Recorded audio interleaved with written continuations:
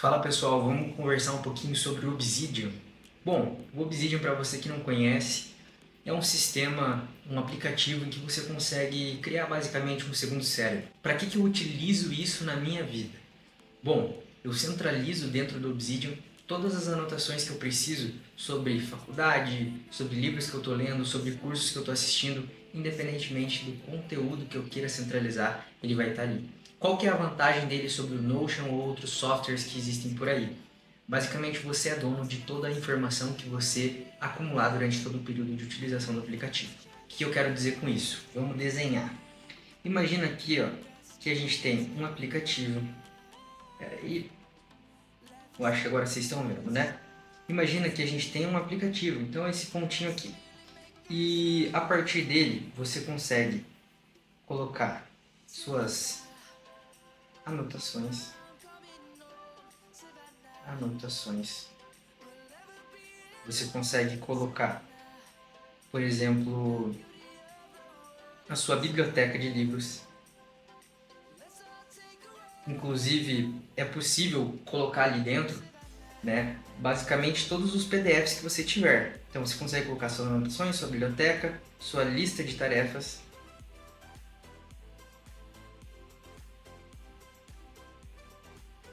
seu calendário, gerar gráficos e tabelas,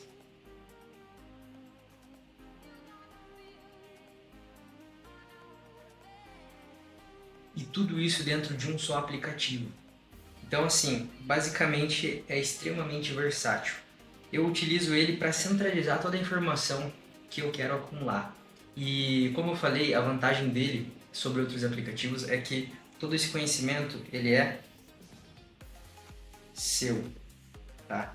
Então, tudo que você acumular vai continuar com você. Não vai ter uma rede detentora dos seus dados. Não vai ficar isso na internet.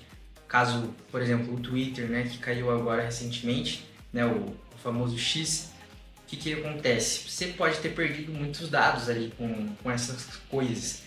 Então a gente tem que estar sempre precavido e ter uploads das nossas coisas, dos nossos arquivos, né, alguns backups, para que a gente não perca. E com o Obsidian você consegue fazer isso porque você é detentor de todo o conhecimento que você acumulou, o que já não é possível com o Notion. Vou dizer que o Notion é ruim em momento algum, tá? Então, assim, deixa eu voltar aqui para você me ver. Eu, inclusive, gosto muito do Notion, eu utilizo ele para coisas mais pontuais.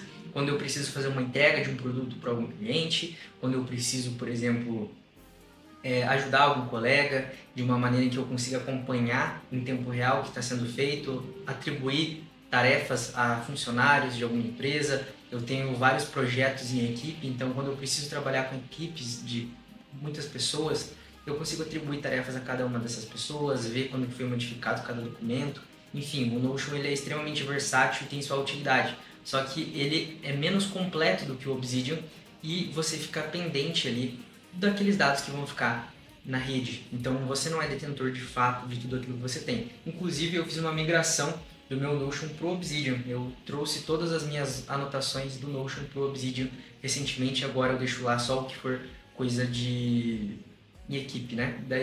Isso daí são coisas que eu não preciso ter um backup assim tão essencial, porque geralmente são coisas com prazo e que eu vou entregar em algum momento para alguém.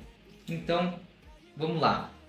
Eu vou passar aqui agora para o Obsidian para que você conheça um pouquinho mais da carinha dele e veja como é que é o nosso querido aplicativo do Obsidian, tá? Então, ó, nesse momento você está visualizando aqui a minha tela do Obsidian e o que é isso aqui? Bom, a gente vai criar uma nota, né? A gente primeiro vai criar um cofre. O que é esse cofre? Eles chamam de vault. Vault, né? A tradução literal de cofre, basicamente onde você vai ter guardado todas as suas informações. Aí você me diz, meu Deus, e esse tanto de botão aqui na esquerda, esse tanto de coisa aqui na direita? Calma. O seu, quando você criar, ele vai vir bem limpo. Ele vai vir com bem menos informações. Inclusive, ó, eu posso criar um novo aqui, ó. Vamos ver que eu vou criar um novo com vocês.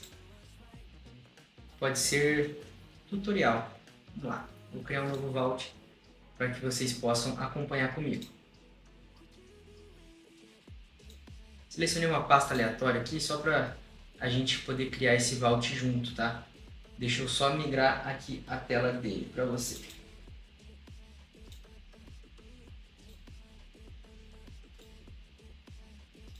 Beleza. E vou botar aqui ele em tela cheia. Essa é a carinha do Obsidian quando você acaba de criar o seu cofre, tá? A gente vai ter o Graph View, né? A visão gráfica, e basicamente a gente tem os links. O que é um link? Deixa eu mostrar para você de um exemplo bem prático. Vamos apagar tudo isso aqui. Sempre que você usar chaves 2 vezes, você vai estar linkando uma anotação à outra. Ou seja, quando eu digo que isso aqui é para você transformar um segundo cérebro, é literalmente o que eu quero dizer. Então você vai, a partir de uma ligação que você vai fazer de modo ativo, conseguir fazer uma nota ter relação com outra. Então, uma anotação que você fez em determinado momento, ela vai se conectar por forma de um gráfico, que vai se conectar em forma de rede, né, uma network, né, e você vai começar a visualizar isso e ter insights sobre as coisas que você faz. Então, welcome, eu vou colocar que tem a ver com bem-vindo, né, por exemplo. Então, toda vez que eu abrir a nota welcome, eu vou saber que vai ter alguma coisa relacionada com bem-vindo. Só que note que aqui está roxinho, obviamente, porque é a nota que eu estou visualizando nesse momento no GraphView. E aqui o bem-vindo ele está um pouquinho mais escuro. A partir do momento que eu clico aqui, você pode ver que aquela nota bem-vindo não tinha sido criada ainda, né? Então, ó, se eu fizer uma alteração, por exemplo, no nome aqui, eu vou colocar, será que ele tem que fazer o update automaticamente daquele link ou eu vou perder? Eu deixo para sempre atualizar, tá? Então sempre que for alterado o nome desse link e onde eu tinha criado anteriormente, ele vai colocar ali para mim. Então deixa eu só voltar aqui no GraphView. A gente tem o welcome relacionado com bem-vindo. E antes ele estava um pouquinho mais escurecido. Agora a gente já tem o bem-vindo de uma forma um pouquinho mais reforçada, porque essa nota foi criada. Eu cliquei aqui no Graph, viu? Né? Nessa visão de gráfico, e essa bolinha já não está mais escura, ela já está branquinha, basicamente porque eu criei uma nota sobre isso.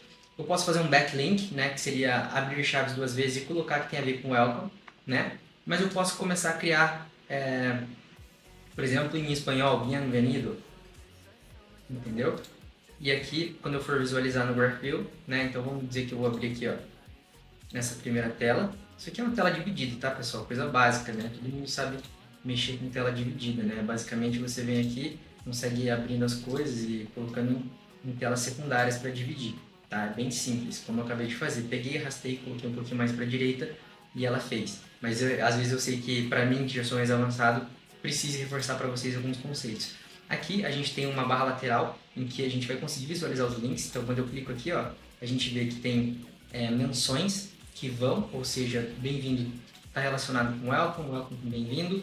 Isso aqui a gente está vendo backlinks, ou seja, a nota que eu estou agora, ela foi citada por outra. Então, na nota welcome, a nota bem-vindo foi citada. E os outgoing links são os que saem da nota que você está visualizando. Basicamente é welcome e bem-vindo. Então, eu peguei bem-vindo e falei que tem a ver com bem-vindo, né? E no caso welcome, ele criou um link, né, bidirecional, basicamente porque eu conectei uma nota a outra de modo bilateral. Tanto na nota welcome tem a ver com bem-vindo, quanto na nota bem-vindo tem a ver com welcome. Tá, então vamos fechar isso aqui e vamos voltar para o básico. Aqui a gente tem um gráfico. Beleza, um gráfico básico. Aqui um gráfico bem simples. O meu do outro Vault ele é extremamente complexo já. Então vamos colocar aqui, ó, por exemplo, eu quero ligar agora bem-vindo com welcome, né? Faz sentido para mim. Então, welcome. Fiz essa ligação, vamos ver como é que fica o nosso GraphView. Fiz um triângulo. Maravilha. A gente sabe que elas estão ligadas entre si. Então, welcome tem a ver com bem-vindo, tem a ver com bem-vindo. Bem-vindo tem a ver com welcome, com bem-vindo e vice-versa.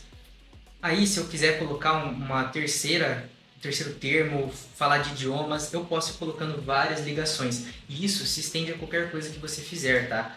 Inclusive, eu utilizo um método de estudo, que é o método Zettelkasten. O método Zettelkasten, eu divido ele em 2 jeitos, na verdade. Que, inclusive, eu aprendi com um youtuber aqui, né?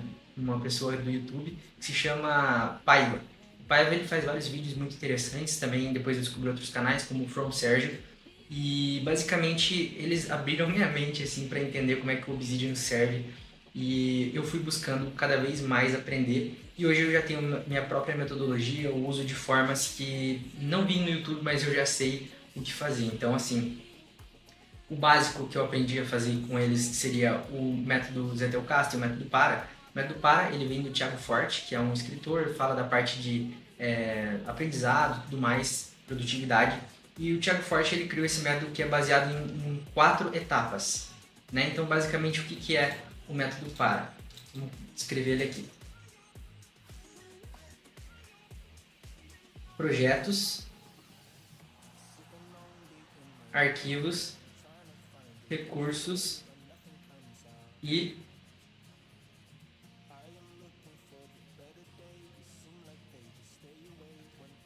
arquivo. Aqui na verdade é áreas. Projetos, áreas, recursos e arquivos. Tá? Então o que quer dizer cada uma dessas coisas? Basicamente a gente vem aqui e cria uma pasta. Então eu vou criar a pasta para method.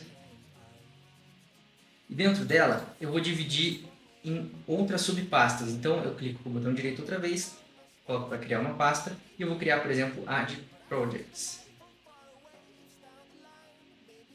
Ou projetos, vamos colocar já no português. Projetos é onde você vai alocar coisas que você tem uma data para entregar. Então, basicamente, se você tem um momento em que você precisa entregar, por exemplo, um relatório, você precisa estudar para uma prova determinada, você vai colocar ali, basicamente, dentro de projetos. Áreas já são as coisas que você não tem uma data para entrega e que você gosta de estudar, tá? Então aqui, inclusive, é interessante a gente renomear e colocar números, tá? Para ele ficar certinho. Então, como eu quero que ele mantenha essa ordem e não siga exatamente a ordem alfabética, a gente coloca o número ali para ele ficar na frente, tá? Então, projetos, áreas, aí a gente vai colocar aqui recursos. Nesse momento eu cliquei ali o comando que muda a tela, mas tá tudo certo. Aí a gente vem em recursos e coloca aqui, por exemplo, arquivos. Beleza, a gente criou projetos, áreas, recursos e arquivos. Projetos, como eu já falei, são coisas que a gente tem uma data de entrega, então tem data de entrega. Áreas são conhecimentos gerais, coisas que você gosta de aprender, coisas que você tem uma afinidade por estudar e que não necessariamente tenha uma data de entrega. Recursos é onde você vai pegar todo o material que você aprender, então aqui você vai alocar artigos, livros, vai colocar materiais, slides de apresentação e por aí vai. E por fim, arquivo é onde você vai alocar tudo aquilo que uma área que já foi estudada, um projeto que já foi entregue, um recurso que já foi utilizado. Então, basicamente, o denominador em comum, o lugar onde tudo vai parar no final, é a pasta de arquivos. Então aqui pode-se dizer que é o que está mais importante no fim das contas. Então aqui é o conhecimento consolidado. Com isso, eu utilizo do método Zettelkasten. Eu posso fazer um vídeo só falando sobre ele, mas o método Zettelkasten ele foi desenvolvido basicamente por Niklas Luhmann, que foi um sociólogo alemão, e Zettelkasten do alemão basicamente significa caixa de ferramentas. Então, vou até voltar aqui para você me ver. Se chama caixa de ferramentas porque basicamente ele alocava em 2 caixas todo o conhecimento que ele adquiria. A caixa de recurso, né? Então a caixa de literatura, onde ele pegava as coisas que ele iria aprender, artigos científicos, livros, colocava todo aquele conhecimento ali, e a caixa em que ele organizava em notas. As notas, elas eram divididas em efêmeras, que são coisas que elas vão surgir de uma ideia muito embrionária, uma coisa simples, e ele vai desenvolver depois. Partiu da nota efêmera, a gente vai chegar na nota de literatura. A nota de literatura, basicamente, é uma nota em que você estudou, você coletou o recurso necessário, então você vai pegar um recurso sobre aquele tema. Digamos que eu estou estudando sobre dermatologia. Então, eu vou pegar, vou abrir o livro do Azoulay, que é um dos livros de dermatologia, eu vou pegar todo o conhecimento que eu preciso ali, vou colocar numa nota de literatura E dessa nota de literatura eu vou começar a escrever o que eu sei sobre aquilo, o que eu aprendi sobre aquilo. Posso colocar elementos visuais, posso colocar gráfico, enfim, colocando referências para as coisas e basicamente eu vou fazer com que o meu cérebro seja forçado a criar ligações. O que é isso? Basicamente, o método Zettelkasten tem muito a ver com o Obsidian, porque ele faz isso das ligações, só que antes era um método totalmente analógico, você tinha que usar letras, números. Agora com o Obsidian você só precisa fazer esses links que eu te expliquei agora há pouco. Então, como que isso funciona? Eu vou pegar um conhecimento, eu vou pegar um conhecimento aqui básico e digamos que nem eu falei, né, sobre dermatologia.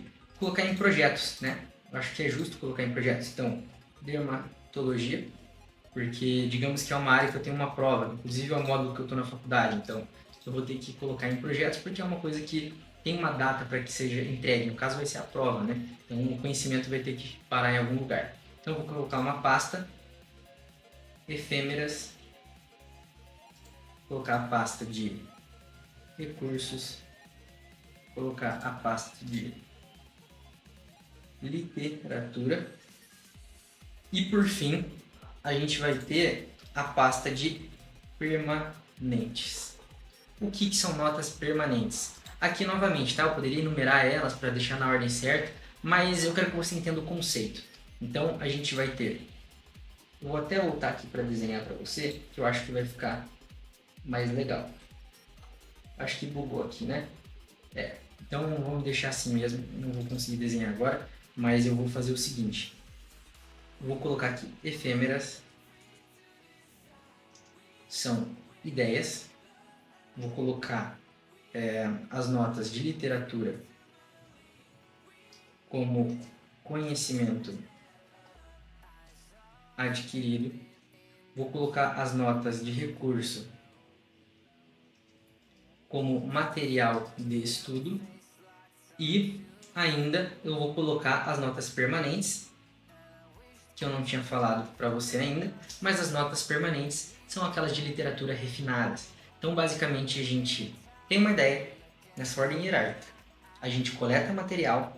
Depois que a gente coletou o material para estudar sobre essa ideia e desenvolvendo melhor o nosso conhecimento, a gente vai pegar esse conhecimento e escrever uma nota. Essa nota é a nota de literatura.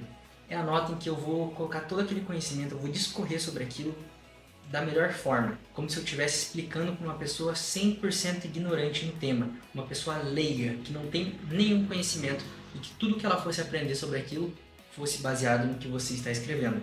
E aí que está a magia. Nicholas Luhmann publicou mais de 18 mil páginas, mais de 400 artigos científicos durante a sua vida. E isso foi extremamente importante. Foi o que fez as pessoas quererem descobrir o método de estudo dele, que é o método Zettelkasten, após a sua morte, que foram elucidar melhor tudo isso, mas é muito interessante justamente porque é um método que te permite deixar tudo que você estudou categorizado, organizado, linkado entre temas maiores, e isso também te permite ter isso guardado a longo prazo. Então, se você for escrever um livro, alguma coisa, você já vai estar com todo o conteúdo escrito de uma forma em que qualquer pessoa poderia ler, você vai estar com esse conteúdo cheio de referências e também com insights ligando a outras notas e outros conhecimentos. Isso a gente chama de conceito bottom-up. O que é bottom-up? De baixo para cima.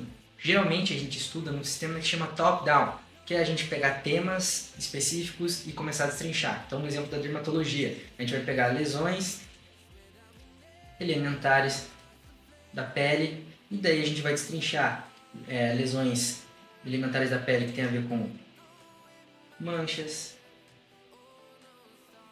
A gente vai pegar, aqui agora ele fica trocando quando eu uso os números, mas enfim, a gente vai pegar lesões que tem a ver, por exemplo, com alterações da pele, as alterações da coloração da pele, lesões sólidas e por aí vai. Então aqui, digamos, a gente vai começar de um tema central e vai abaixando isso na hierarquia. Então, deixa eu voltar aqui para você me ver. Então a gente pega um tema central e vai abaixando. Isso faz com que você se torne mais preguiçoso, basicamente porque você vai pegar um trabalho já feito. Então, o que é o ideal? É a gente se forçar a pensar mesmo quando está aprendendo, fazer isso de uma maneira ativa. Não simplesmente aceitar aqueles enquadramentos em que cada coisa está feita. Isso, por exemplo, no pensamento clínico dentro da medicina é péssimo. Você não pode colocar em blocos o seu conhecimento. O seu cérebro não faz isso, ele não coloca em gavetinhas o que tem cada coisa em cada coisa. Tanto é que quando chega um paciente, você não vai falar assim, opa, peraí, deixa eu pensar, se ele está com icterícia, então só pode ser isso. Não. Icterícia, para quem não sabe, é quando está com a pele amarela, aumento de bilirrubinas, enfim. A gente vai ter vários sinais e a gente precisa saber conectar as coisas para ter um raciocínio mais lógico que vá fazer com que a gente pense de um modo mais abrangente e consiga extrair todo o nosso conhecimento de outras áreas também, não só de uma área específica dentro da medicina ou do que você estiver estudando. Então é imprescindível que a gente force o nosso pensamento de um modo ativo. E o bottom-up é exatamente o que isso faz no método do Zettelkasten. Então a gente vai partir de uma ideia, essa ideia vai fazer com que a gente destrinche e vá buscar conhecimento, que a gente vá buscar literatura, artigos, coisas vigentes daquele conhecimento. Então, às vezes pode ser um curso, um livro, um material, e você ativamente vai escrever sobre o que você aprendeu. Você vai fazer aquilo com as suas palavras, você vai resumir o que você viu, você vai colocar detalhes também das coisas mais importantes e você vai linkar. O mais importante é linkar. Então, vamos dizer aqui, ó, que dentro de efêmeras, eu tive uma ideia. Falei assim, nossa, lesões elementares, né? Vou estudar sobre lesões elementares. Deixa eu voltar aqui com vocês. Para quem não viu, né? Eu em dermatologia, efêmeras, lesões elementares. Criei aqui essa nota. Então, beleza, quero estudar sobre isso. Lesões elementares da pele são lesões que formam a base do conhecimento das doenças dermatológicas, guiam o pensamento clínico e nos permitem identificar as principais operações baseadas na epidemiologia e a apresentação clínica. Beleza. Coloquei um breve resumo do que veio na cabeça, tá? Não se atenham muito a isso, mas o conceito, nem tanto o que eu estou dizendo aqui. Vamos dizer que a gente quer... quando eu quero colocar um bloco maior, um título, eu vou colocar hashtag e quanto mais hashtag eu colocar, menor ele vai ficando, tá? Até que ele se autolimita aqui, ó, uma quantidade e daí vira só hashtags normais. Então tá. Vou colocar aqui lesões de alteração na coloração. Aí eu venho aqui e coloco subtópicos, né? Então, por exemplo, máculas, que é basicamente a mesma coisa que manchas, depende do autor, considera que mancha é acima de 5 centímetros e mácula abaixo disso, tá? A gente vai ter hipocromia,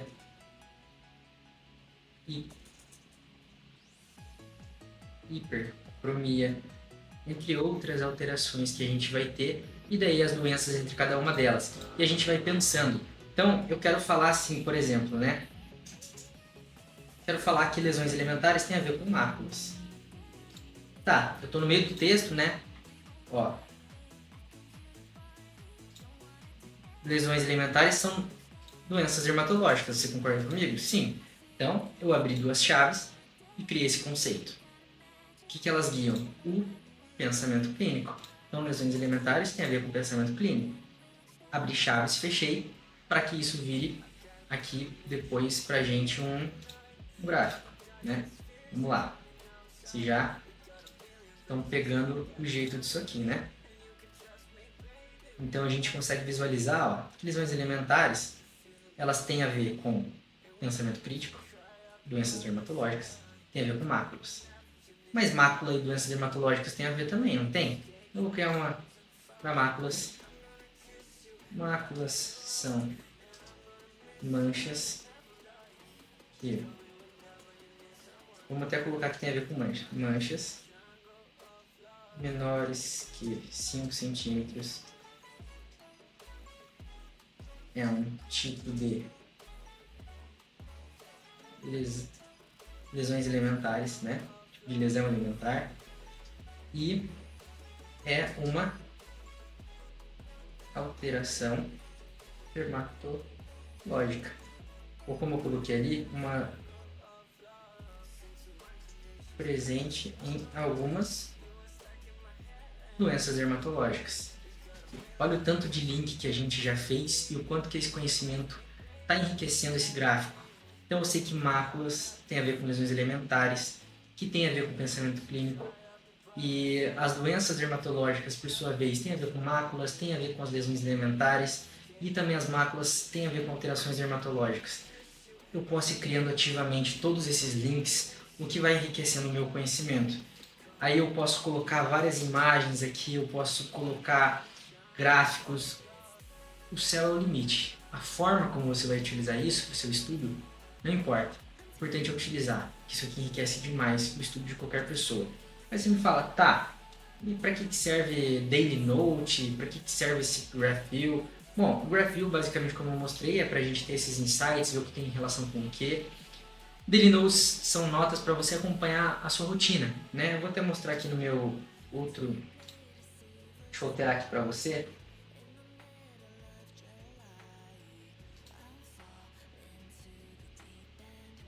Eu vou alterar aqui, só um segundo.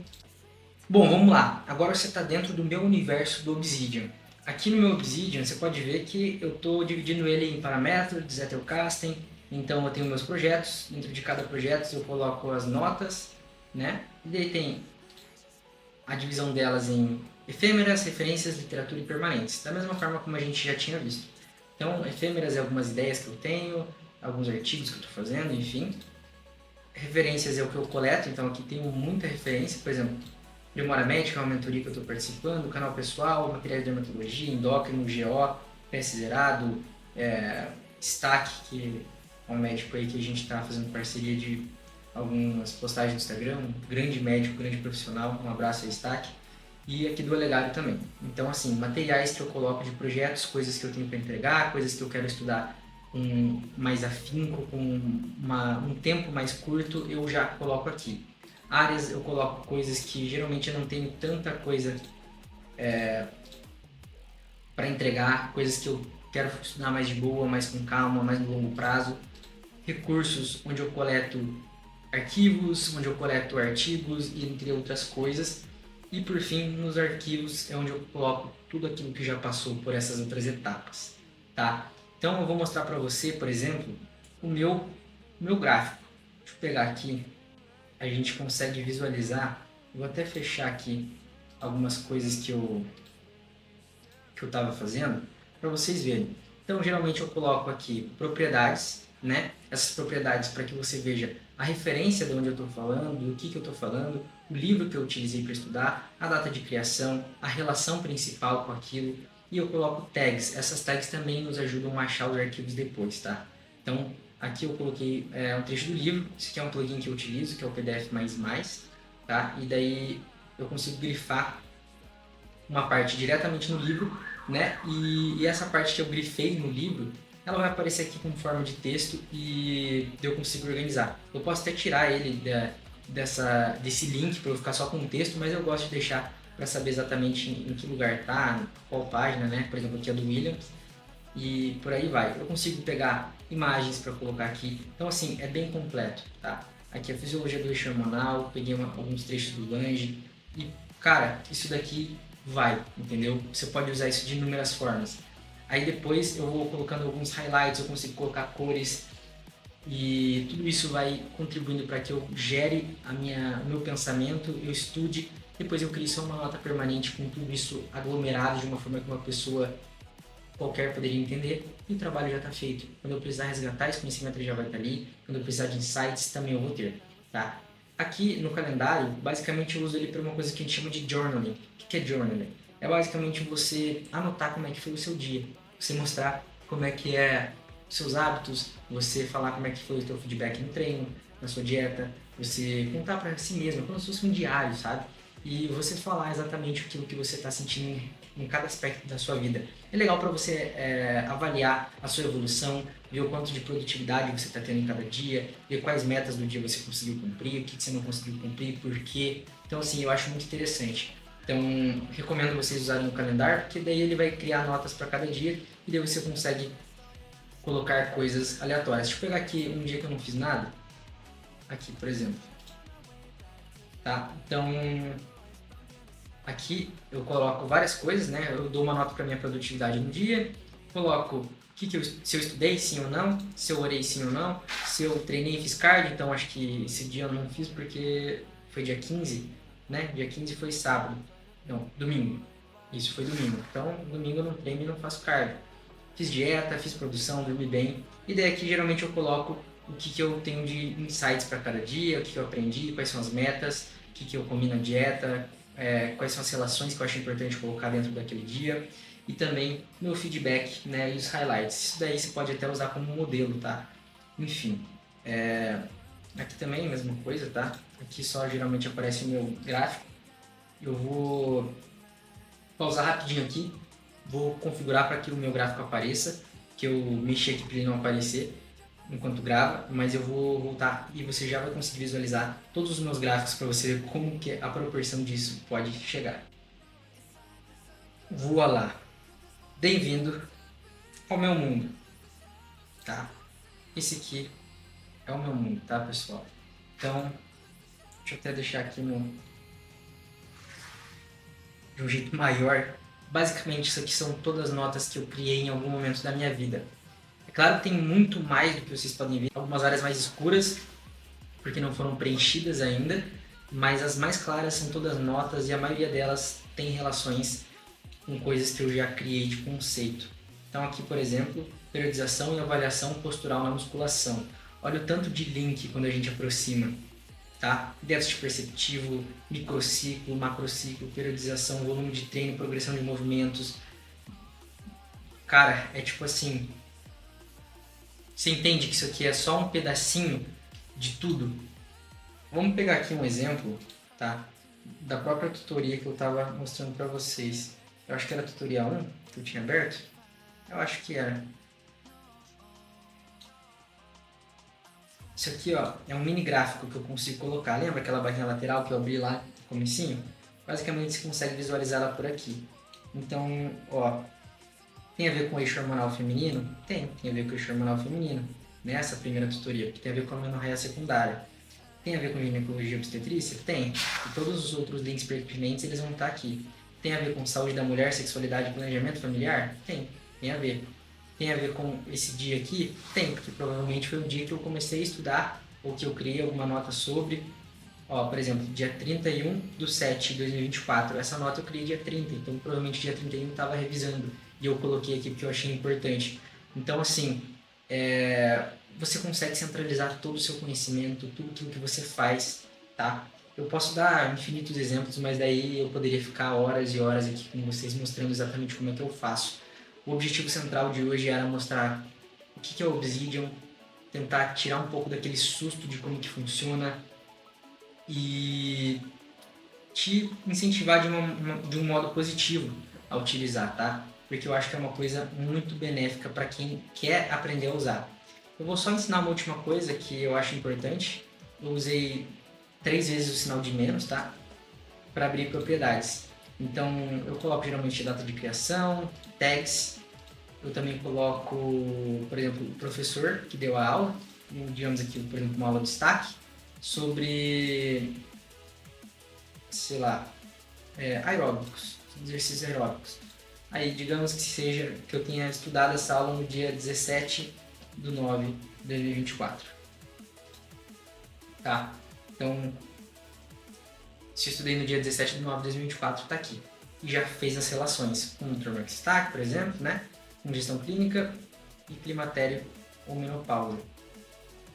Isso vai fazendo algumas ligações automaticamente, né? Por exemplo, ali a parte de gestão clínica que eu não coloquei aqui nessa nota, mas é porque eu estava assistindo uma aula na mentoria dele sobre gestão clínica esses dias, então ele já puxou. Isso cria insights que às vezes você não pensa, porque você não faria essas ligações, mas o próprio aplicativo começa a fazer por você.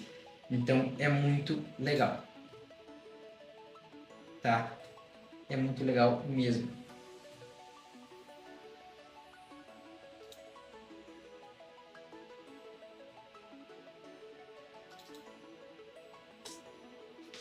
Agora eu acho que já chegou a hora da gente se despedir. Se você gostou desse vídeo, se você achou que foi válido, se você aprendeu alguma coisa, se você gostou do Obsidian, da maneira como eu uso isso, quer aprender um pouco mais, deixe seu comentário, deixe sua dúvida e eu vou responder com todo prazer, tá? Se você tem interesse em aprender um pouco mais, eu também tenho um curso sobre inteligências artificiais e o uso de aplicativos para melhorar a performance no estudo. Então fica o convite aí, caso você também tenha vontade de aprender um pouco mais comigo fora aqui do YouTube, de uma maneira mais individualizada, com aulas mais específicas, um conteúdo mais denso.